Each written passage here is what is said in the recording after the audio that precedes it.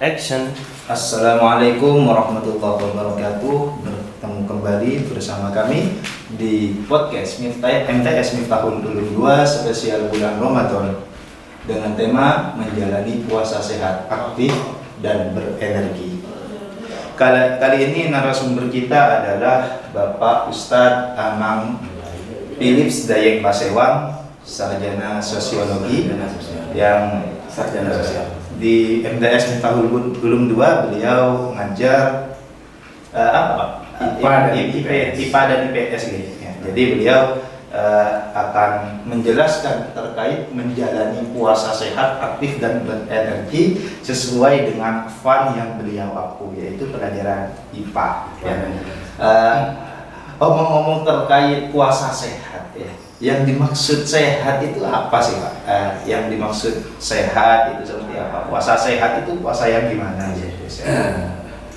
Terima kasih Ustadz atas undangannya. Saya diberikan kesempatan untuk mengisi kegiatan rutingan podcast MTS Miftahul Ulum 2 ini. Sebelumnya saya ucapkan Assalamualaikum warahmatullahi wabarakatuh. Waalaikumsalam. Semua pemirsa, kalau kita berbicara mengenai puasa yang sehat itu bagaimana, sebenarnya itu adalah suatu tujuan sebenarnya. Jadi sebelum kita sampai ke sana, ada baiknya kita itu mengetahui terlebih dahulu sebenarnya definisi sehat itu apa, gitu. Ya, karena nanti kalau kita sudah tahu mengenai definisi sehat itu apa, nanti kita akan bisa mengetahui juga puasa yang sehat itu bagaimana. Kalau kita mengacu kepada Kamus Besar Bahasa Indonesia, bahwasannya pengertian dari sehat itu adalah suatu kondisi di mana tubuh kita itu dalam kondisi prima, tidak sakit, ya, tidak mengalami gangguan dari seluruh badan beserta anggota-anggotanya. Jadi di situ sudah jelas mengacu pada kondisi prima, tidak ada gangguan, ya, itu pengertian sehat. Nah, kemudian terkait dengan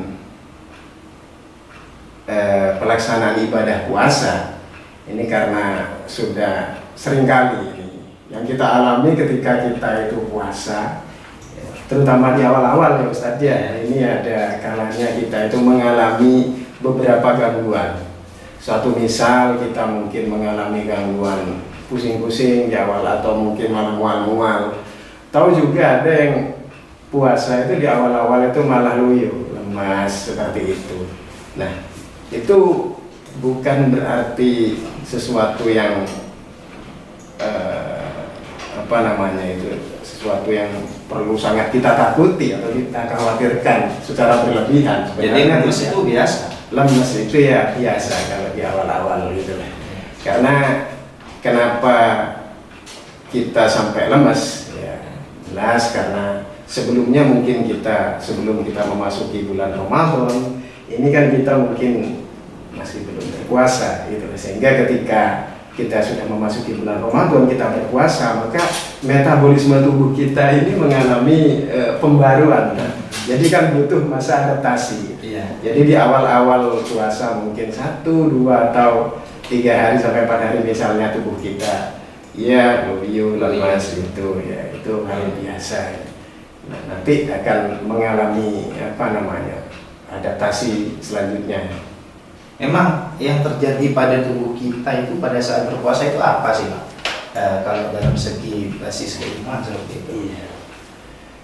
Yang terjadi pada tubuh kita pada saat berpuasa itu sebenarnya adalah hal-hal yang berguna untuk tubuh kita, sangat berguna. Yang salah satunya itu adalah adanya proses detoksifikasi.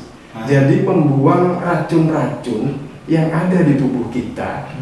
Ataupun zat-zat yang tidak berguna di tubuh kita itu dibuang pada saat, ya bukan hanya pada saat puasa sebenarnya, tetapi ketika pada saat puasa ini menjadi lebih optimal proses detoksifikasi atau proses pembuangan ini. Nah, racun-racun apa yang misalnya masuk ke dalam tubuh kita?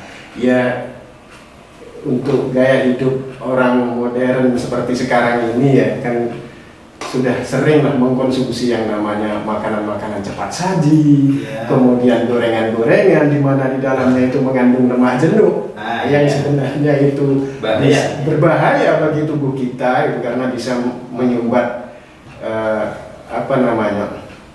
saluran ke jantung kita, kemudian dan masih banyak gangguan-gangguan yang lainnya. Itu dengan kita berpuasa itu detoksifikasi itu akan bisa berjalan lancar. Kemudian yang kedua, ini hal yang juga sangat berguna ini. Jadi ketika kita berpuasa itu tubuh kita itu melaksanakan yang namanya regenerasi sel, pembaruan sel. Sel-sel kita yang rusak, yang mati itu ketika kita berpuasa diperbarui dengan optimal lagi. Seperti itu. Jadi misalnya tubuh kita itu atau kulit kita misalnya kering pada saat kita berpuasa, itu jangan lantas menjadi kekhawatiran. Karena sebenarnya kulit kita yang kering itu bisa jadi itu disebabkan karena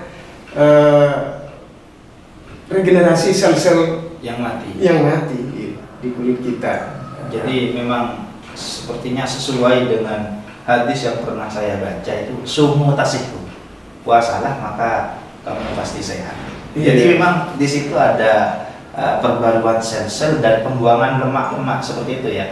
Lemak-lemak memang betul puasa itu menyehatkan.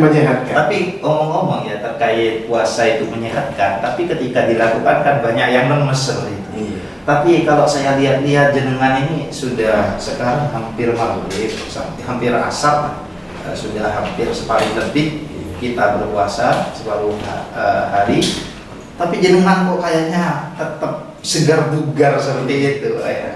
Masih padahal jauh-jauh datangnya dari lereng Gunung Semeru datang ke sini, sampai sini masih segar bugar. Mungkin bisa dibagikan itu tipsnya bagaimana biar tidak loyo.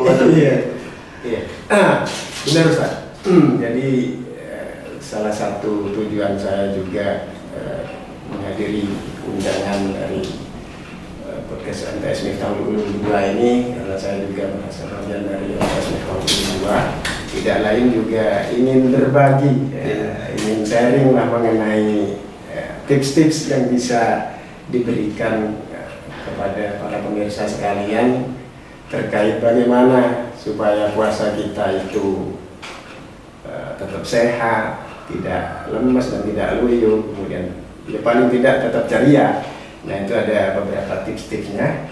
Kalau tips yang saya lakukan itu yang pertama adalah ketika saya berbuka puasa, saya tidak memakai pola makan balas dendam, Ustaz.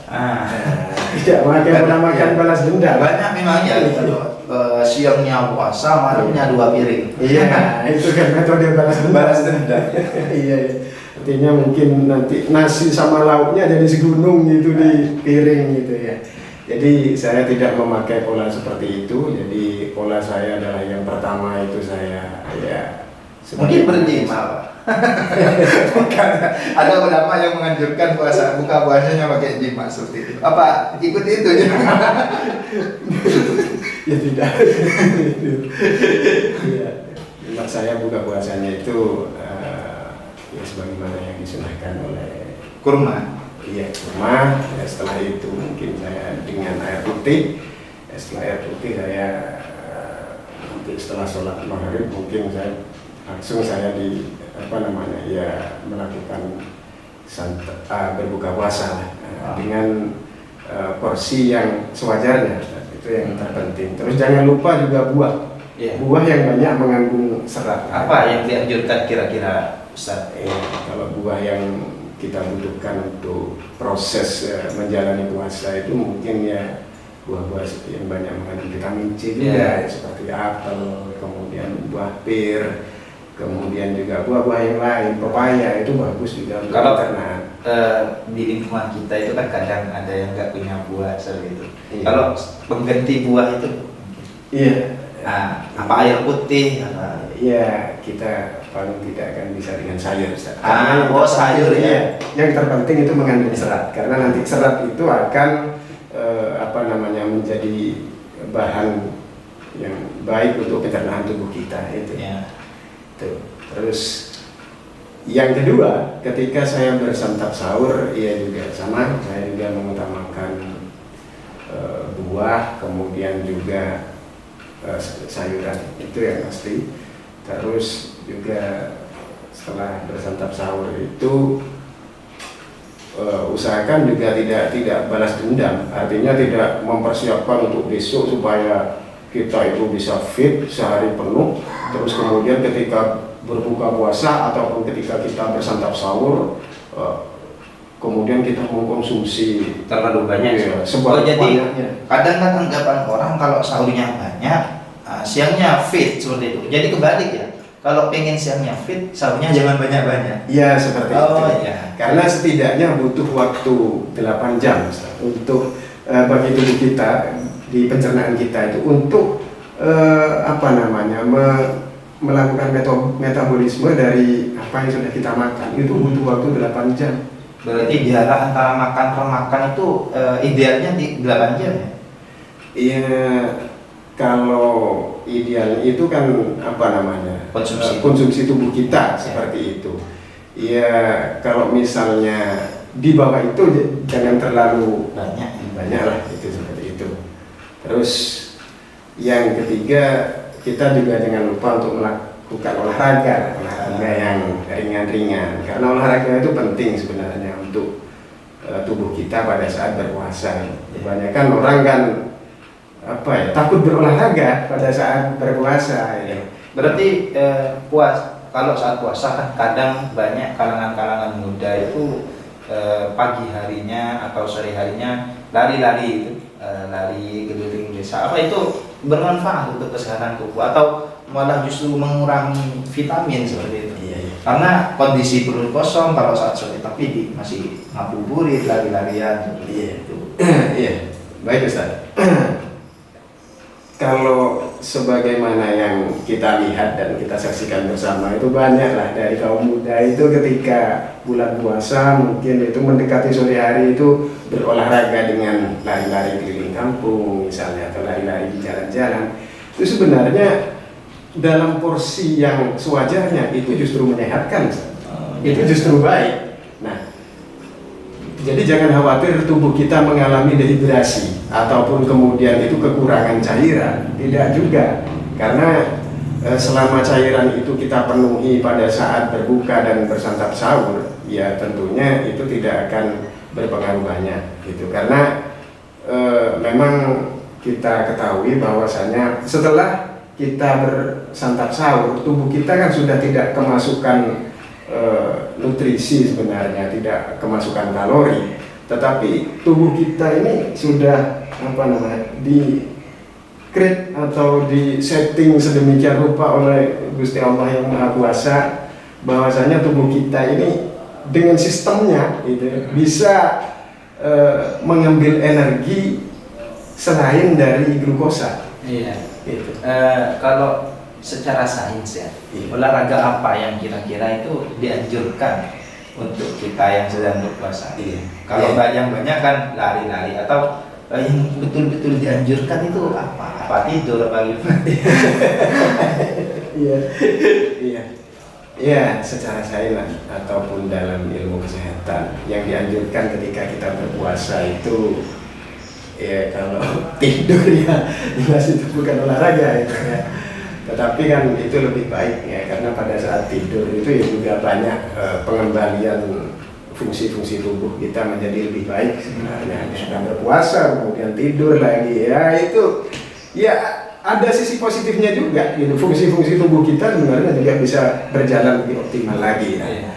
Tetapi kalau kita bicara dari sisi ilmu kesehatan, jadi apa yang olahraga apa sebenarnya yang sesuai dan bermanfaat tatkala kita berpuasa, itu ya mungkin lari-lari gitu.